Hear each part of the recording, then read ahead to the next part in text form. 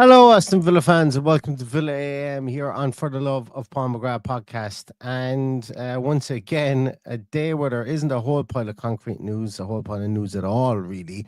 But we will try and endeavour to bring you this bite-sized bit of news within less than 8 minutes. And it was funny, somebody pointed out that yesterday's podcast on YouTube was 7 minutes 59 seconds. And look, we aimed to bring it in under eight minutes.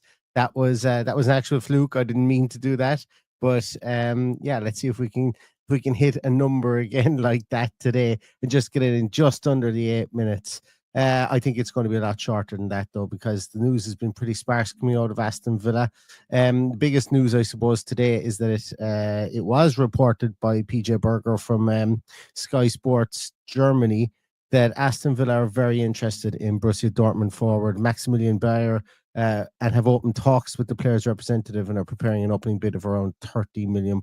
Now, Bayer is somebody that I've done work on previously it was in the summer of 2024, and we had guests from German podcasts on to speak about him. He's somebody that I like and somebody I think could really fit into an Emery system.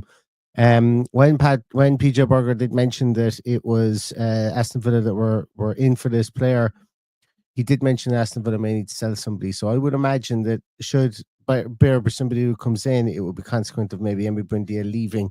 And to be honest, I think that the club don't want to just sign a player on top of having Emery Buendia here, and it's consequent. I think if Asensio comes in and if Buendia stays, well, then they don't want to be labelled with maybe having three players there and somebody who's not going to be getting any minutes, because they're going to need to be pretty economical with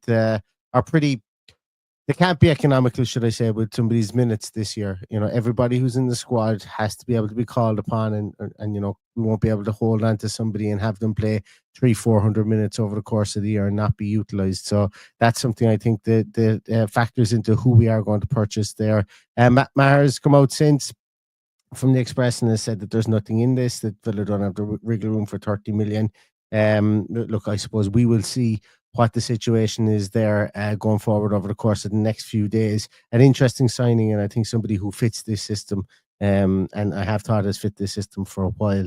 Aston Villa are considering a move for Udinese's Denmark defender Thomas Christensen. Again, that one has come from, I think that one came from, once again, Peter Rourke. So you can take that one however way you wish to do so. But Christensen is a centre half, can play to the right hand side, but more so just really a centre half in that Jakob Bijal type role.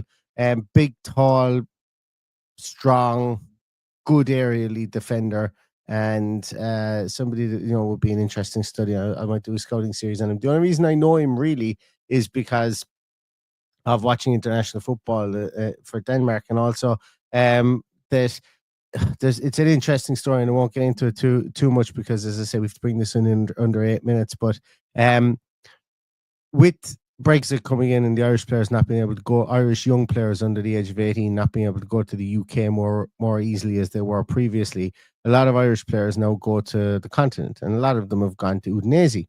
So the reason that I know this guy is because they're an intermediary with regards to who has brokered a couple of deals for young players from Ireland, from the League of Ireland, to go to Italy and to France.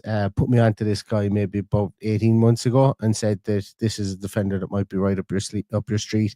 It was when we were looking at when I was doing a piece on Jakob Bijal, he said have a look at Thomas Christensen as well. And I did, but I only had this fleeting look. And look, we might do a small bit more on him in the coming days as well. I suppose on two transfer related pieces. Aston Villa have announced a new Europa League ticket offering designed to reward fan loyalty, as stated by Chief Commercial Officer Francesco Calvo. So you guys may have seen that, whereby the club are offering I think it's a 20% off for UEFA Europa League tickets should you go to all 4 games. So that is something. And look, the club have set themselves on a head-to-head course for the last 2 years, I suppose, with regards to ticket pricing. So hopefully this is a way of giving back and a way of helping. Look, as I say, it's a small thing, but for people who wanted to go on season ticket holders who wanted to go, I'm sure this might be some bit of respite. Obviously, general admission tickets and stuff like that, to the best of my knowledge, and I could be wrong on this, are the same pricing. But look, it's something that the new guy has come in and has decided to do. And I would love to hear your thoughts in the comments with regards to it, specifically season ticket holders, so that I could gauge your comments. As you know, I don't talk an awful lot about ticket prices because I feel like it's like, obviously I have opinions on ticket prices, but I leave that to Paddy, being a season ticket holder. For me, I unfortunately only get over to Villa Park maybe twice a season now at the moment with young kids. So for me, it's 400 quid to go to watch a game anyway. So sometimes I feel like it's hypocritical for me to give out about ticket prices all the time. But that's just a me thing. As I say, everybody is absolutely entitled to, and the rise of ticket prices is wrong. And it's something that hopefully will be stagnated or even addressed in the coming years. The last little piece as well is about Sheffield United loanee Louis Barry. So as we know, Aston Villa have loaned Louis Barry to Sheffield United this year, and he has now changed allegiance back to Ireland, to the Republic of Ireland.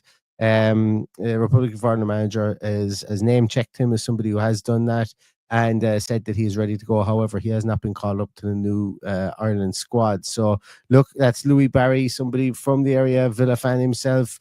Potentially, you could maybe say has lost his way in the game of football currently, but with Sheffield United, and we wish him all the best there for this coming year. It's been a tough start for them over the last couple of weeks, but hopefully he gets into the swing of things.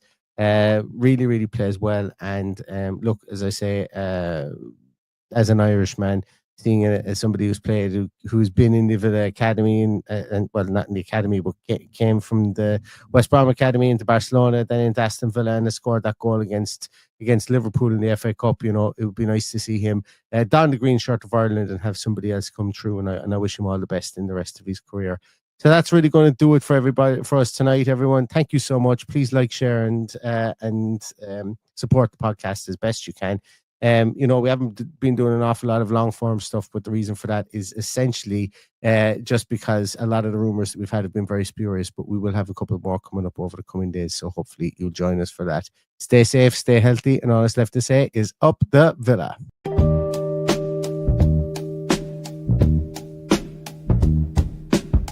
It's Villa in the morning with Villa AM.